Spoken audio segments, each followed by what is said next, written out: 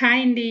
ఈరోజు వీడియోలో చాలా సింపుల్‌గా, చాలా టేస్టీగా ఎగ్ పెప్పర్ ఫ్రై తయారీ విధానం ఎలా అని చూద్దామండి. రసమన్నం గానీ, చారన్నం గానీ, పప్పుచారుకు గానీ ఇది మంచి సైడ్ డిష్ అనమాట.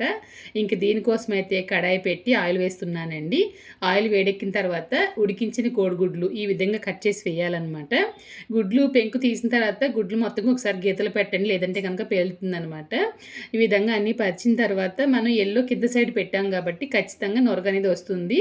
కొంచెంగా సాల్ట్ వేసి కొంచెం ఓరంగా పెట్టినట్లుగా మూత అయితే పెట్టండి, మీద పడకుండా ఉంటుందన్నమాట.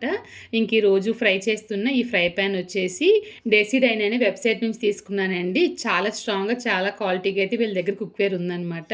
నన్ను చాలామంది కూడా అడిగారు, అక్క బాగుందా కుక్వేర్ అని చెప్పేసి. చాలా బాగుందండి, లింక్ డిస్క్రిప్షన్లో ఇస్తాను చూడండి. ఇంక పక్కనే ఉండి మీడియం టు హై ఫ్లేమ్లో పెడుతూ ఒక పక్కన బాగా ఫ్రై చేసేసాను. ఈ విధంగా నొరగ్గానే ఉంటుంది కాబట్టి మీరు అదేం పట్టించుకోవద్దు. ఇప్పుడు దీంట్లో మిరియాల పొడి, పసుపు, గరం మసాలా, రుచికి తగినంత సాల్ట్ ఈ విధంగా కలిపేసి పైన వేస్తున్నానండి. కొంచెంగా కరివేపాకు వేస్తున్నాను, కొంచెంగా పచ్చిమిర్చి వేస్తున్నాను.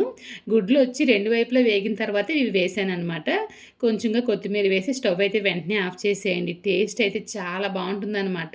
ఇలా నొరుగులా ఉంది కదా, ఇదంతా మంట ఆర్పిన వెంటనే నార్మల్ అయిపోతుంది. ఒకసారి ఈ విధంగా ట్రై చేసి చూడండి. అంతేనండి, చాలా టేస్టీగా, చాలా సింపుల్గా నా స్టైల్లో ఎగ్ పెప్పర్ ఫ్రై తయారైపోయింది. మీరు కూడా ట్రై చేసేయండి. ఇటువంటి ఈజీ అయిన రెసిపీస్ కోసం మన ఛానల్ని ఫాలో అయిపోండి మరి.